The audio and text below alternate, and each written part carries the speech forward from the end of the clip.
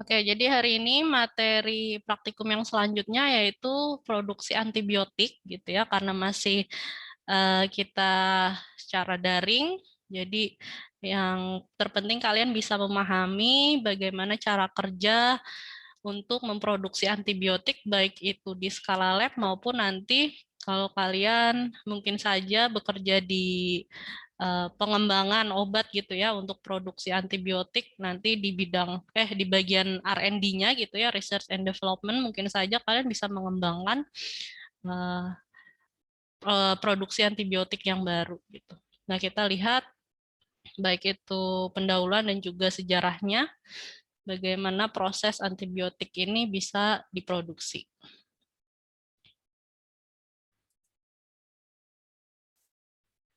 Oke, di sini mungkin ada yang sudah pernah lihat gitu ya di buku-buku uh, sejarah gitu untuk produksi antibiotik ini yang pertama kali dikembangkan oleh Alexander Fleming ini pada tahun 1928. Walaupun sebelumnya pada tahun 1896 ini yang dilakukan penelitian oleh Ernest gitu ya, kalau hasil tesisnya kalau dibaca gitu menurut sejarahnya dia berhasil menemukan suatu jamur yang dapat menghambat pertumbuhan bakteri. Nah, selanjutnya oleh si Fleming ini dikembangkan jamur apa sih itu. Nah, itu diteliti lagi ternyata ditemukanlah penicillium seperti ini dikembangkan oleh uh, Alexander dan selanjutnya bisa diproduksi hingga menjadi antibiotik. Selanjutnya ini istilahnya ada yang disebut sebagai antibiotik ataupun antimikroba. Nah, bedanya apa? Kalau antibiotik ini merupakan suatu zat kimia yang diproduksi oleh sebuah mikroorganisme gitu ya, yang dapat membunuh atau menghambat pertumbuhan mikroorganisme lain gitu ya.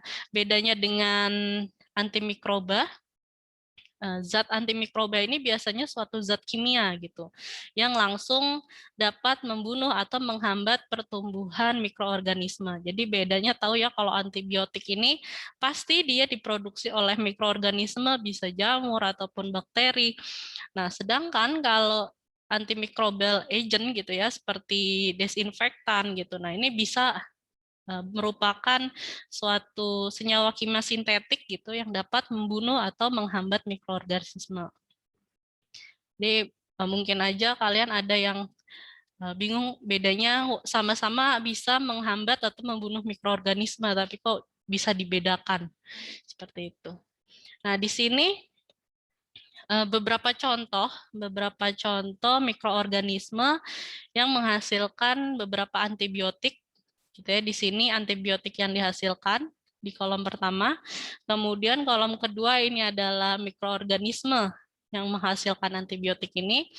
Nah, ini aktivitasnya dia bisa menghambat atau membunuh bakteri apa. Di sini ada broad spectrum, maksudnya dia bisa membunuh gram positif dan juga negatif. Jadi luas untuk aktivitasnya. Selanjutnya di sini ada model atau aktivitas dalam proses penghambatannya, baik itu bisa menghambat pertumbuhan sel dinding dari bakteri, kemudian ada yang menghambat sintesis protein gitu. Ada beberapa mekanisme. Nah, oke, di sini beberapa kelas dari antibiotik dibedakan. Yang warna hijau muda di sini biasanya antibiotik atau bacteriostic agent. Nah, ini fungsinya untuk menghambat gitu ya atau mengganggu pertumbuhan dan reproduksi dari bakteri. Nah, itu ada chloramphenicol, kemudian ada sulfonamid gitu, terus ada macrolide gitu. Nah, macrolide ini jenis macrolide ini contohnya misalnya di sini kebaca nggak ya, ada azitromisin. Nah, azitromisin ini yang lagi hit sekarang gitu. Karena para dokter meresepkan azitromisin ini menjadi salah satu untuk pasien yang sedang menderita COVID ya. Kalau kalian baca di berita mungkin sudah ada yang menge-share. Nah, ini dia masuk dalam golongan macrolide. Nah, macrolide ini dia bisa mengganggu pertumbuhan dan juga perkembangbiakan dari mikroorganisme yang dituju. Nah, selanjutnya mekanisme yang lain adalah membunuh sel bakteri itu sendiri. Nah, ini yang kita lihat adalah warna hijau, gitu ya, hijau agak kebiruan di sini. Kalian bisa membaca kembali ada beta laktam. Nah, beta laktam ini amoksisilin masuk di golongan ini karena beta laktam ini merupakan dia masuk golongan beta laktam karena penicillium ini menghasilkan enzim beta laktam, kemudian menghasilkan senyawa penisilin gitu. Makanya dia masuk dalam golongan beta laktam. Nah, contohnya di sini ada amoksisilin, fluklokasilin gitu dan lain-lain. Ini golongan-golongannya. Nah, di sini ada penggolongan berdasarkan mekanisme kerjanya. Yang pertama tadi menghambat sintesis dinding sel. Nah, ini contoh antibiotiknya di kolom yang bagian kanan. Selanjutnya ada mengganggu permeabilitas membran sel.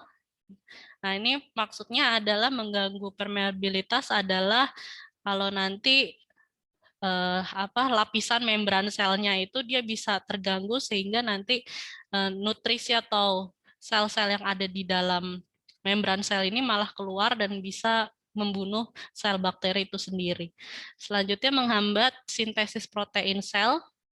Nah, ini paling banyak diresepkan oleh dokter gitu ya, kalau misalnya kalian menderita radang atau lain-lain seperti chloramphenicol. Nah, ini bisa menghambat sintesis protein sel karena di sini tidak spesifik karena kan kalau untuk memproduksi suatu sel protein di dalam tubuh kan ada translasi. Nah, itu translasinya juga bisa diganggu dengan adanya antibiotik ini.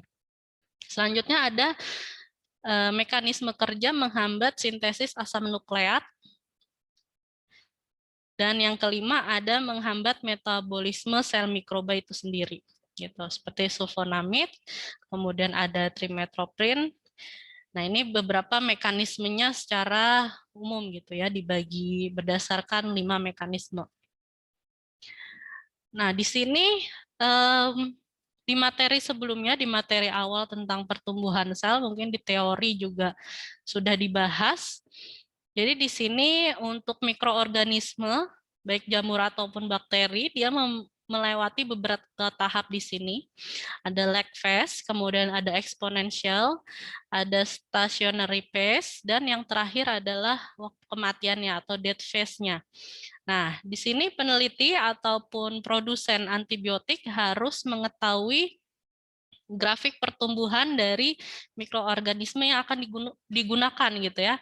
Misalnya penicillium gitu, menggunakan jamur penicillium berarti si peneliti itu harus tahu pada waktu keberapa dia mengalami stationary phase gitu. Karena pada proses produksi antibiotik ini pada fase stationary lah yang kita ambil gitu kulturnya.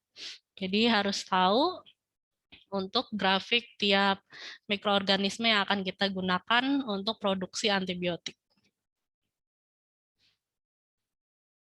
Oke, selanjutnya ini adalah sejarahnya, gitu ya, mulai di sekitaran 1928 tadi ditemukannya penisilin hingga seterusnya di sini ada ditemukan quinolin dan seterusnya. Nah, ini yang sudah lalu. Nah, harapannya nanti di sekitaran 2000 akan ditemukan antibiotik lagi.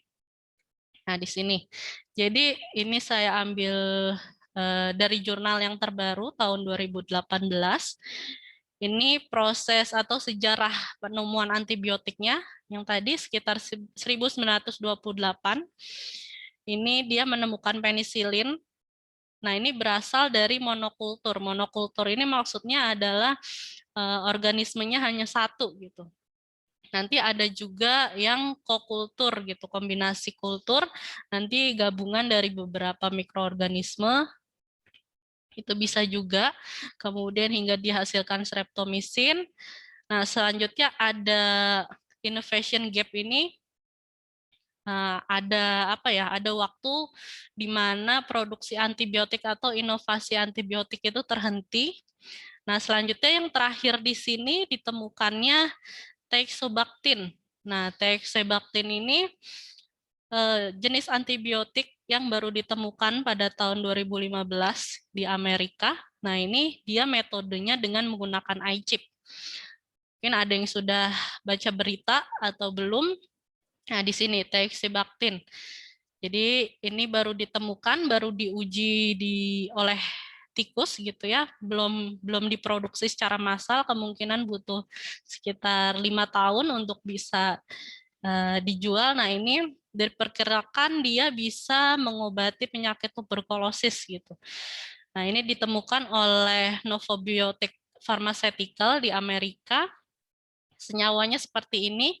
Nah, dia menggunakan metode iChip. Nah, secara singkatnya seperti ini metodenya. Jadi dia mengambil mikroba dari tanah. Nah, selanjutnya diencerkan supaya tidak terlalu banyak mikroba yang ikut di dalamnya, diencerkan, kemudian dimasukkan ke dalam bentuk chip.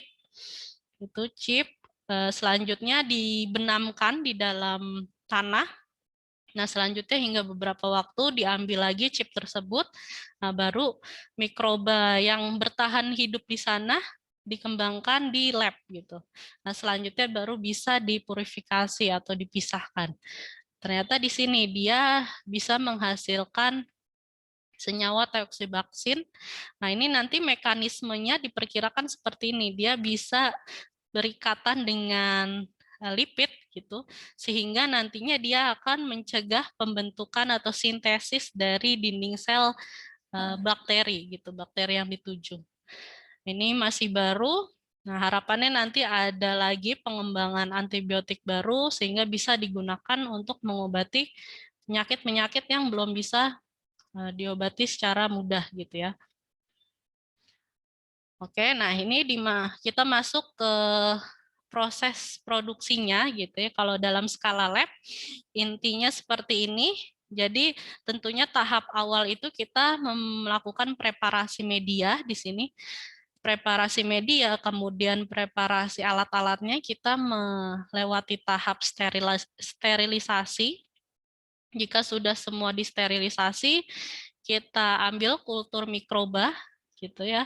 Kita ambil, selanjutnya kita perbanyak di kultur mikroba ini dengan tambahan media tertentu sehingga di sini mengalami adaptasi si kultur mikrobanya hingga nanti sudah siap sebagai starter pada proses fermentasi gitu ya. Jadi dikatakan starter apabila kulturnya sudah cukup untuk masuk ke tahap fermentasi. Nah, pada tahap fermentasi ini, di sini ada yang menggunakan batch fermentasi. Batch fermentasi itu maksudnya hasil fermentasinya nanti semuanya langsung digunakan gitu ya, atau langsung masuk ke tahap panen semuanya. Bedanya dengan continuous fermentasi, nah itu bisa terus-menerus gitu ya, ditambahkan nutrisi, selanjutnya dipanen, selanjutnya nanti proses fermentasi, dipanen, berlanjut seperti itu. Kalau ini di lab biasanya menggunakan batch fermentasi. Ini kita atur kondisinya, yaitu pada temperatur 20 hingga 24 derajat Celcius, kemudian pH-nya di sekitaran 6 sampai 6,5 mendekati netral. Nah, selanjutnya tentu fermentasi ini kita melalui proses agitasi ataupun aerasi untuk menyediakan kebutuhan oksigen gitu untuk mikrobanya. Setelah itu baru tahap pemanenan.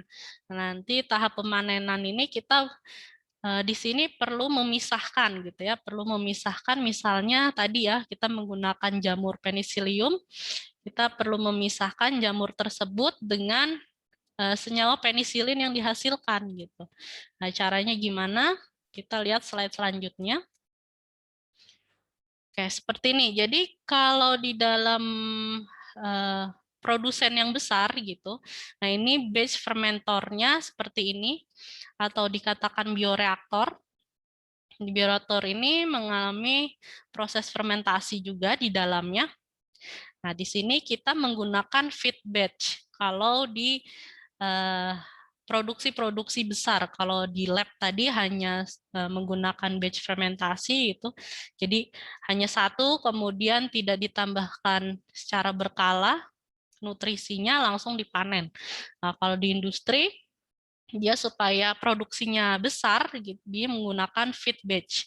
Feed batch ini di mana di sini penambahan sugarnya atau gulanya itu dilakukan tidak langsung banyak gitu ya, secara bertahap.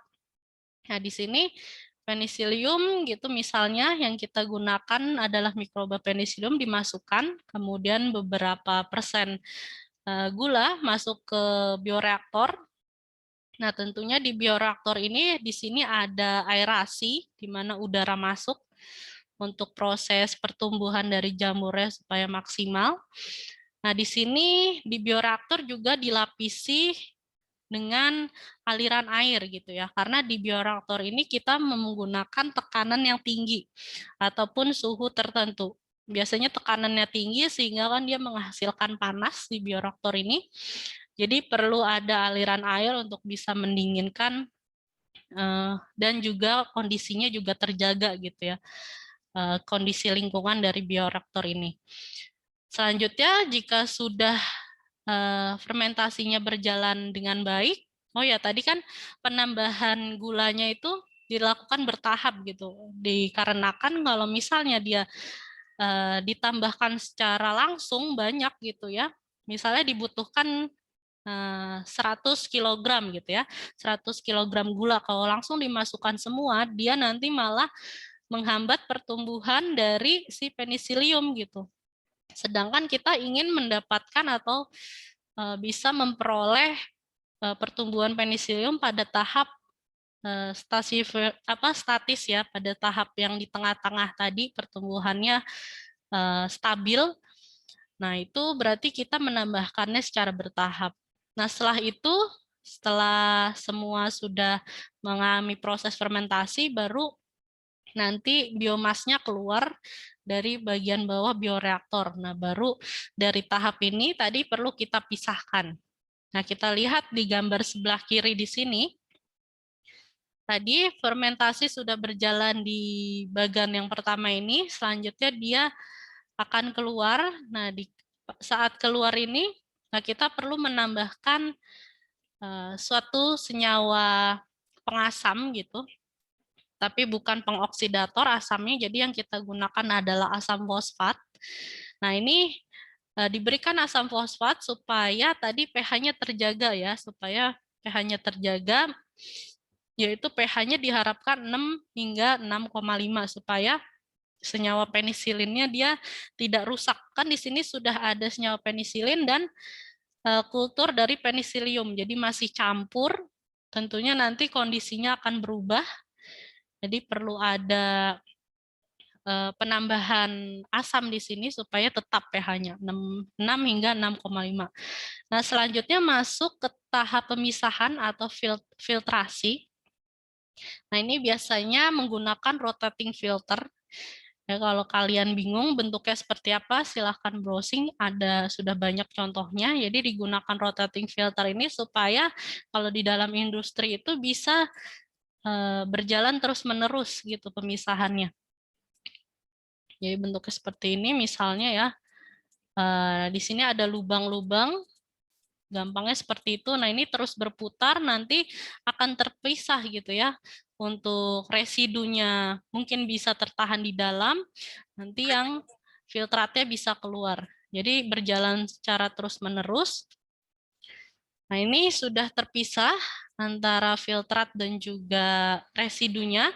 Nah, residunya ini merupakan tadi penicillium, sel penicillium yang sudah tidak kita gunakan lagi.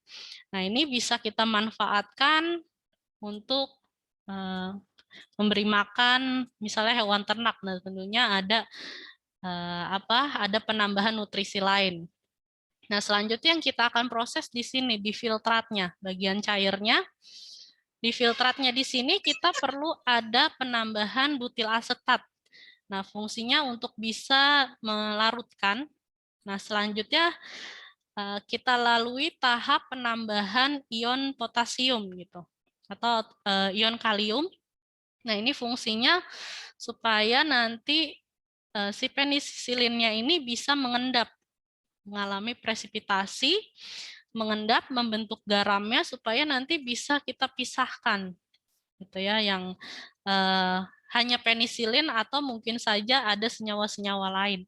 Nah, penisilin ini akan mengendap, nah baru kita pisahkan di sini. Kita cuci, kemudian kita filtrasi lagi dan kita keringkan. Setelah itu kita dapat sekitar 99,5% dari penisilin murni. Nah, selanjutnya kalau untuk membentuk antibiotik lain, nah di sini kita perlu tahap reaksi kimia dengan penambahan reagen kimia dan juga proses enzimatik gitu ya, penambahan enzim. Nah, contohnya dalam produksi amoksisilin dari penisilin seperti ini.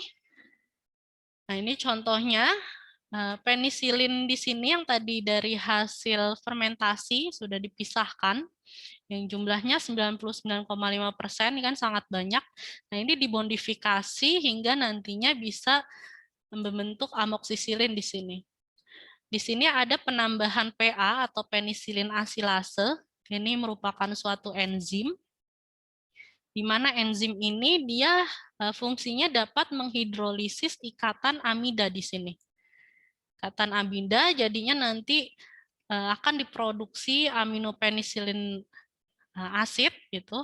Nah, selanjutnya nanti yang bagian ini juga kita pisahkan gitu. Selanjutnya ada penambahan hidroksifenilglisin metil ester. Nah, ini untuk rantai sampingnya. Di sini ada penambahan PA juga karena di sini kita memotong ikatan amidanya supaya nanti dia bisa terikat gitu ya antara 6 aminopenisilic acid dengan hidroksifenilglisin metil ester. Setelah itu dia terikat, sudah bergabung, barulah di sini berhasil dilakukan modifikasi, yaitu pembentukan amoksisilin. Seperti itu singkatnya. Jika ada yang ditanyakan, silakan ditanyakan.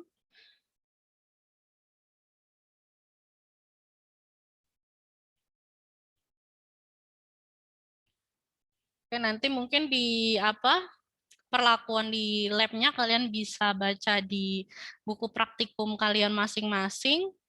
Nah, ini bisa secara umumnya seperti ini kalau dengan menggunakan teknik fermentasi. Ini kalau di industri biasanya dalam skala besar seperti ini. Oke, baik. Ada yang ditanyakan sebelumnya?